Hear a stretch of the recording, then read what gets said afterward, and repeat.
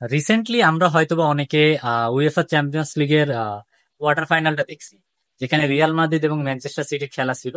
তো এখানে ম্যাচটা ডিসাইড হয়েছে পেনাল্টি শুট আউটের মাধ্যমে। তো অনেকে যারা আমরা খেলা দেখছি, তো আমরা অনেকে হয়তোবা এটা দেখে থাকবো যে লুকাস ভ্যাসকেজ যখন তার পেনাল্টি শুটটা নিতে যাচ্ছিল, তো সে তার মাথাটাকে কতটা বেশি ঠান্ডা রাখছিল, এটা বোঝা যায় যে সে তখন বলটা জাগেল করতেছে।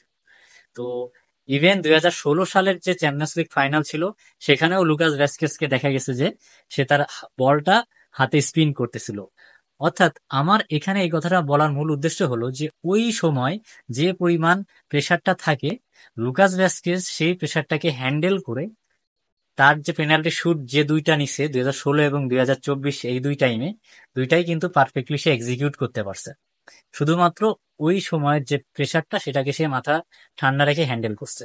তো তোমাদের সামনে যাদের জিএসটি এক্সাম আছে, আমরা অনেকেই পরীক্ষার হলে যাই কিন্তু একটু বেশি ঘাবড়ে যাই, কারণ আমাদের মাথায় অনেক বেশি চিন্তা থাকে। আমরা অনেক বেশি প্রেসার খেয়ে যাই। পরীক্ষার হলে দেখা যায় যে আমাদের মাথায় এই চিন্তা আসে, আমি যদি পরীক্ষায় চান্স না পাই, আমার পরীক্ষাটা যদি খারাপ হয়, তাহলে আমি কই যাব, কি করব। এই সমস্ত চিন্তা ভাবনার কারণে আমাদের প্রেসারটা আরো বেশি হয়, যার কারণে দেখা যায় যে আমাদের আশানুরূপ পরীক্ষাটা হয় না। তো আমি তোমাদেরকে ভাই সাজেস্ট করবো যে তোমরা তোমাদের মাথাটা লুকাস ভ্যাসকেজের মতো ঠান্ডা রাখো। তাহলে এইটুকু আমি তোমাদেরকে গ্যারান্টি দিতে পারবো, অন্যদের থেকে তোমরা এগিয়ে থাকবা।